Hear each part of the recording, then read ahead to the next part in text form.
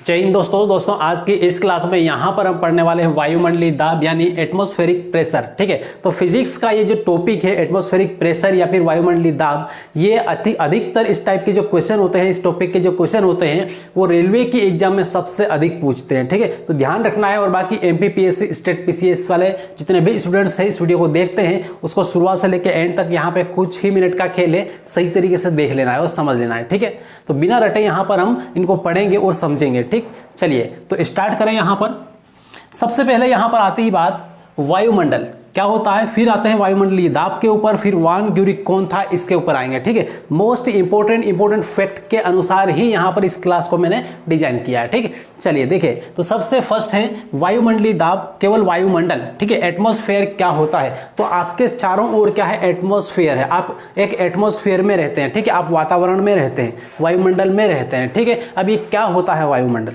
ठीक है, तो जैसे आप मान लो से कहीं बार आपके दोस्तों के महफिल में बैठ गए। ठीक है, तो आपके चारों ओर जो माहौल है पूरा क्या है, आपके दोस्तों का है। ठीक है, तो वहां पे आपको अलग ही एक इंजॉयमेंट मिलता है। ठीक, उसी टाइप से हमारे चारों ओर क्या है, चारों तरफ क्या है, हवा है। ठीक है, हवा है और अन्य गैसें हैं। तो ये सारी गैसें सभी को हम मिला देते हैं, तो ये सारे जो गैसें होती है जो वायुमंडल में जितनी भी है, ये क्या है, एक प्रकार से क्या है, वायुमंडल है। ठीक है, या फिर वायुमंडलीय दाब क्या होता है, इसको भी यहां पर देखें। तो वायुमंडल क्या होता है, पृथ्वी के चारों ओर उपस्थित वायु। क्या है, पृथ्वी के चारों ओर उपस्थित वायु एवं विभिन्न गैसों को वायुमंडल कहा जाता है। ठीक है, तो पृथ्वी है, यहां पर ये ले लो कि यहां पर ये क्या है, पृथ्वी है, इसके चारों ओर यहां पर क्या है, इधर इस तरीके से यहां पर है वायु है। ठीक है, वायु है जिसमें बहुत सारी अलग अलग टाइप की गैसें हैं इस हवा में। ठीक है, वायु प्लस अन्य गैसें। ठीक है, गैसें, तो हमारी पृथ्वी के चारों ओर वायु तथा अन्य गैसों को ही हम क्या बोलते हैं, वायुमंडल कहते हैं। राइट, तो इतना यहाँ सिंपल सा फंडा है कि वायुमंडल किसे कहते हैं। ठीक, एक बार फिर से देख लें। यहाँ पर पृथ्वी के चारों ओर उपस्थित वायु एवं विभिन्न गैसों को वायुमंडल कहते हैं या फिर कहा जाता है। क्लियर रहता। अब यहाँ पर देखें, जो हमारा मेन टॉपिक है, आज का मेन मुद्दा है वो ये है वायुमंडलीय दाब। वायुमंडलीय दाब क्या होता है, थोड़ा सा इसको समझ लेते हैं। एटमॉस्फेरिक प्रेशर किसे कहते हैं। ठीक है, देखो, तो वायुमंडल में उपस्थित वायु द्वारा वायु हम सभी पर अत्यधिक दबाव डालती है, जिसे वायुमंडलीय दाब कहते हैं। ठीक है, अभी आप यहाँ पर खड़े हैं, ठीक है, या फिर जहाँ पर भी बैठे हैं, पढ़ाई कर रहे हैं, वहां पर आपके ऊपर क्या है कि जितना भी ऊपर जो वायुमंडल है, ठीक है, वायुमंडल में जितनी भी वायु है और अन्य गैसें हैं, वो क्या आपके ऊपर एक दबाव डाल रही है, एक प्रेशर डाल रही है। ठीक है, जिस तरीके से मान लो से कि एग्जाम करीब जैसे जैसे करीब आती जाती है वैसे वैसे प्रेशर बढ़ता जाता है, टेंशन बढ़ता जाता है। उसी टाइप से क्या होता है कि वायुमंडल में जितनी भी समस्त प्रकार की गैसें हैं, सारे तत्व हैं, वो आपके ऊपर एक प्रकार का दबाव डाल रहे हैं या डालते रहते हैं हमेशा। ठीक है, और उसी दबाव को हम क्या बोलते हैं, वायुमंडलीय दाब कहते हैं। ठीक है, कितना होता है, कैसे होता है, अभी जैसे जैसे आगे बढ़ेंगे सारी कहानी क्लियर होगी। क्लियर है, बस इतना आपको समझ में आया कि वायुमंडलीय दाब क्या होता है। वायुमंडल में उपस्थित समस्त प्रकार की गैसें एवं अन्य तत्व हमारे ऊपर अत्यधिक दबाव डालती है, जिसे हम क्या कहते हैं, वायुमंडल कहते हैं। राइट, तो ये यहाँ पर क्लियर हुआ वायुमंडल। एक बार और वीडियो को ध्यान से देख लेना है, यहाँ पे समझ लेना है, इसको पढ़ लेना है। ठीक है, वायुमंडलीय दाब किसे कहते हैं, तो वायुमंडल में उपस्थित वायु हम सभी पर अत्यधिक दबाव डालती है, जिसे हम वायुमंडलीय दाब कहते हैं। राइट, इतना यहाँ पर क्लियर हुआ। अब यदि वायुमंडलीय दाब ना हो तो क्या होगा, यदि वायुमंडलीय दाब नहीं होगा तो आपके शरीर के अंदर जो ब्लड है वो ब्लड शरीर के अंदर नहीं रहेगा, वो शरीर के बाहर आ जाएगा। ठीक है, नाक के थ्रू बाहर आ जाएगा। कई बार आपने देखा होगा कि कई लोगों की जो नाक है वो नाक फूट जाती है, या फिर कई बार आपने ये भी सुना होगा कि जैसे जैसे हम पृथ्वी से ऊपर जाते हैं वैसे वैसे वायुमंडलीय दाब क्या होता है, कम होता है, और हमारे शरीर से जो ब्लड अंदर जो ब्लड बहता है उसका दाब अधिक होता है, वायुमंडल का कम हो जाता है, जिसकी वजह से अंदर से ब्लड क्या होता है, नाक के थ्रू बाहर निकलने लगता है। ठीक है, कब, जब ऊंचाई पर जाते हैं तब। राइट, अभी आगे देखेंगे उसको। तो यहां पर इतना यहाँ पे क्लियर हुआ। फिर यहां पर देखें, वान ग्यूरिक कौन थे, वान ग्यूरिक क्या है ये। ठीक है, कौन व्यक्ति है, तो ये वो व्यक्ति है जिन्होंने वायुमंडलीय दाब की सबसे पहले गणना की, सबसे पहले इसका मापन किया। ठीक है, तो वायुमंडलीय दाब का मापन करने वाले, वायुमंडलीय दाब की गणना करने वाले सबसे पहले व्यक्ति कौन है? वो है वान ग्यूरिक। इतना यहां पे याद रहेगा। तो सबसे पहले या सर्वप्रथम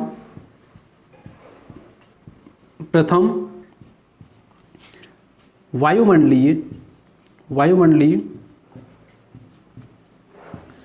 दाब की गणना इन्होंने की। ठीक है, बस इतना यहां पर याद रखना है। ठीक है, तो वान ग्यूरिक कौन है? तो इन्होंने, ये एक वैज्ञानिक है जिन्होंने सर्वप्रथम वायुमंडलीय दाब की गणना की। राइट, बस इतना यहां पर याद रखना है। और वास्तव में यहां पर देखा जाए, ठीक है, तो वायुमंडलीय दाब है क्या? सामान्यतः ये है, ये 76 एक पारा है, जो पारा आप देखते हैं, ठीक है, जो टेम्परेचर वगैरह नापते हैं। ठीक है, तो पारा जो 76 सेंटीमीटर जो पारा है उसके स्तंभ, मान लो कि यहाँ पर आपको समझाने के लिए यहाँ पर मैंने इस तरीके से एक पारा का एक स्तंभ बना लिया। ठीक है, इसके अंदर क्या भरा हुआ है? पारा भरा हुआ है। ठीक है, पारा भरा हुआ है या फिर पारा है पूरा ये, जिसकी ऊंचाई कितनी है? 76 सेंटीमीटर है। ठीक है, तो 76 सेंटीमीटर पारे के द्वारा 0 डिग्री सेल्सियस पर, कितने पर? 0 डिग्री सेल्सियस पर। एकदम समझ में नहीं आएगा, ध्यान से इसको समझोगे तब समझ में आएगा। ठीक है, सामान्यतः दाब क्या होता है? वायुमंडलीय दाब क्या होता है कि 76 सेंटीमीटर पारा द्वारा 0 डिग्री सेल्सियस पर और 45 डिग्री अक्षांश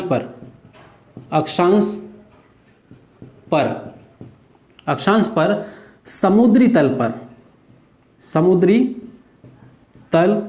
पर लगाया गया दाब है।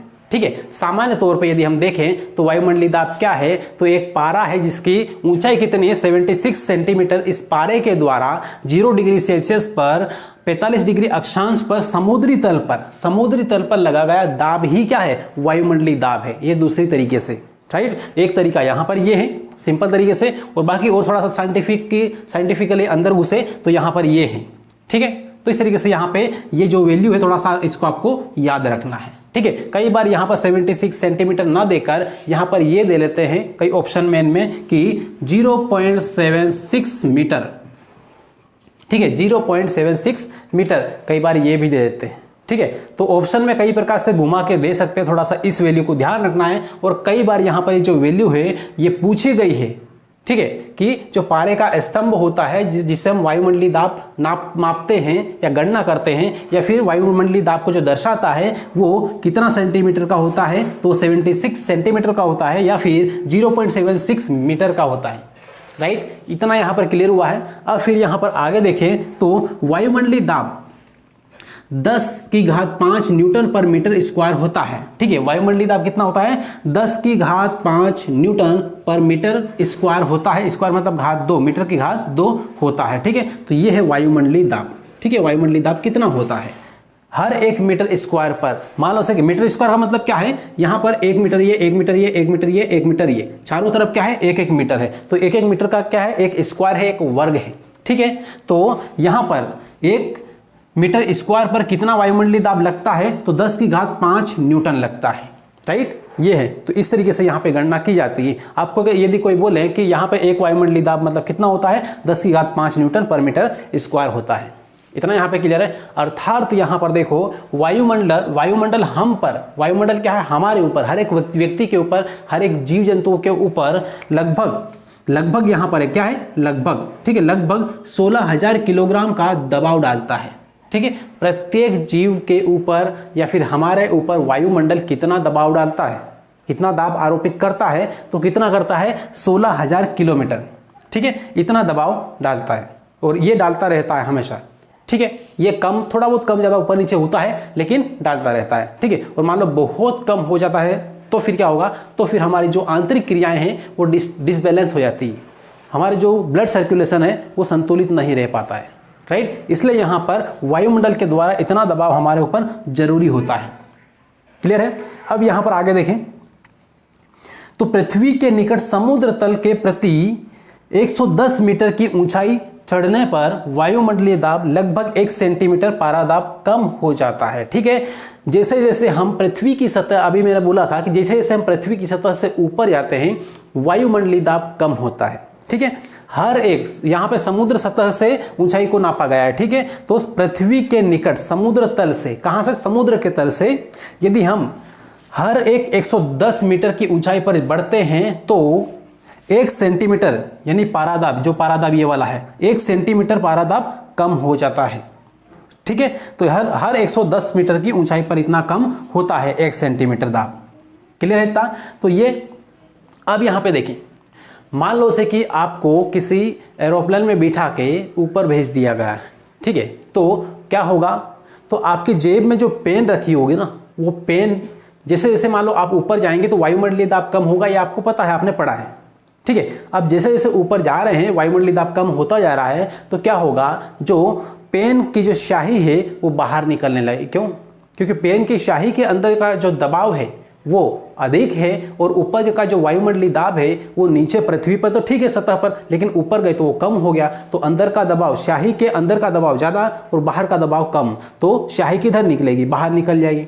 ठीक है, इसी टाइप से जब ऊपर हम जाते हैं तो उस टाइम हमारे शरीर का जो ब्लड सर्कुलेशन होता है, जो धड़कन वगैरह ये सब कुछ होता है, तो इसकी वजह से जो दाब लगता है वो पृथ्वी की सतह पर तो वायुमंडलीय दाब के बराबर है, संतुलित है, लेकिन जैसे जैसे ऊपर जाएंगे अपन तो जो अंदर का, शरीर के अंदर का जो दाब है वो तो उतना ही रहेगा, वो तो कम नहीं होगा, लेकिन वायुमंडलीय दाब जो है वो कम होता जाएगा। जैसे जैसे ऊपर बढ़ेंगे वैसे वैसे कम होता जाएगा। तो क्या होगा, इधर वाला दाब अधिक और ऊपर वाला कम, तो क्या होगा, अपना जो ब्लड है वो नाक के थ्रू बाहर निकलेगा। राइट, तो इस तरीके से यहाँ पर ये होता है कहानी कि वायुमंडलीय दाब कब कब कम होता है और कम होने से क्या नुकसान होता है। क्लियर है? अब यहाँ पर देखें, बात करें कि जो वायुमंडलीय दाब नापते हैं वो नापने का यंत्र क्या है। ठीक है, किसके द्वारा ये मापन किया जाता है इसका। ठीक है, तो बैरोमीटर आपने सबने पढ़ा है अच्छी तरीके से, जो बैरोमीटर है उसके द्वारा वायुमंडलीय दाब की गणना की जाती है, मतलब मापन करते हैं। ठीक है, तो बैरोमीटर के बारे में थोड़ा सा यहाँ पे जान लेते हैं डिटेल में। राइट, केवल बैरोमीटर याद रखने से काम नहीं होगा अभी, लेकिन बैरोमीटर के बारे में डिटेल में जानना पड़ेगा कि बैरोमीटर वास्तव में किसने बनाया, किसने दिया। ठीक है, तो चलिए उससे पहले इसको लिखना चाहे एक बार लिख लें इसको, या स्क्रीनशॉट इसका लेके रख लें। चलिए दोस्तों, अब यहाँ पर देखें और अगला वाला पॉइंट अपना है वायुदाब मापी। वायुदाब हमने पढ़ लिया, वायुमंडल पढ़ा है, वायुदाब भी पढ़ लिया है। ठीक है, और बाकी यहाँ पे उसके जो साइंटिस्ट हैं जिन्होंने सबसे पहले वायुदाब की गणना की थी, ठीक है, उनको भी यहाँ पर पढ़ लिया है। अब इसके बाद में यहाँ पर देखते हैं वायुदाब मापी क्या होता है। ठीक है, तो एक यंत्र होता है, वह यंत्र जिसके द्वारा वायु के जो दाब होता है, वायु के द्वारा आरोपित दाब होता है, उसका मापन किया जाता है, उसकी गणना की जाती है। ठीक है, तो देखो वायुदाब मापी यानी टोरिसेली एक वैज्ञानिक है। कौन है? टोरिसेली एक वैज्ञानिक। टोरिसेली ने एक प्रयोग किया, ठीक है, वायु को मापने का, उसकी गणना करने के, ठीक है, वायुदाब को मापने का। ठीक है, तो वायुदाब किस तरीके से लगता है, कैसे लगता है, कितना लगता है, इसका प्रयोग किसने किया? टोरिसेली ने किया। तो टोरिसेली के प्रयोग के आधार पर 14 ने बैरोमीटर को बनाया।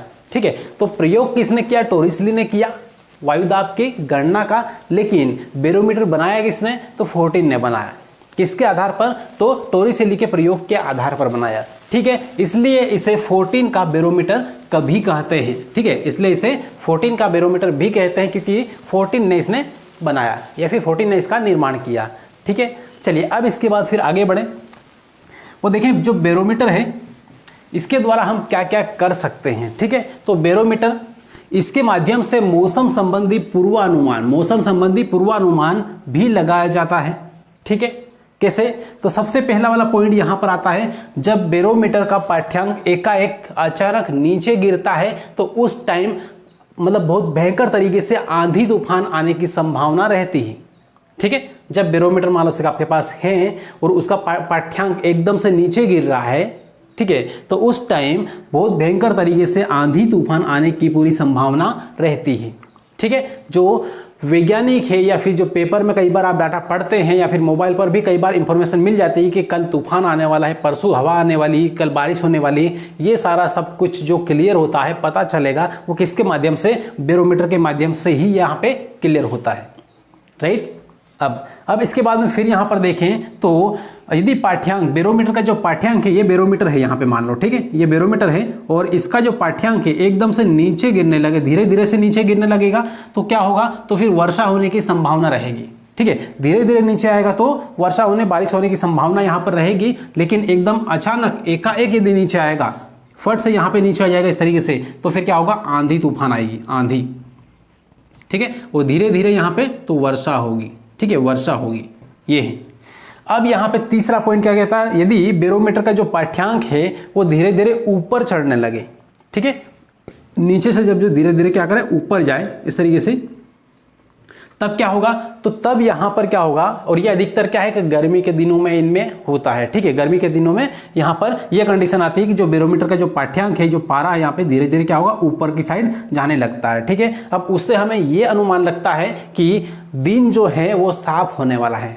ठीक है, दिन एकदम कैसे रहेंगे, साफ रहेंगे, राइट। तो इस तरीके से यहाँ पे जब पाठ्यांक धीरे धीरे ऊपर चढ़ता है तो दिन कैसा होगा, साफ रहने की संभावना है। ठीक है, लास्ट में सबसे इंपॉर्टेंट पॉइंट यहाँ पर है निर्द्रव वायुदाब मापी। निर्द्रव वायुदाब मापी मतलब क्या है कि इसके अंदर तो क्या है, द्रव भरा हुआ है। बेरोमीटर के अंदर क्या है, पारा क्या है, एक प्रकार से द्रव है, तो द्रव भरा हुआ है। लेकिन निर्द्रव वायुदाब मापी एक ऐसा वायुदाब मापी है जिसमें द्रव भरा हुआ नहीं है।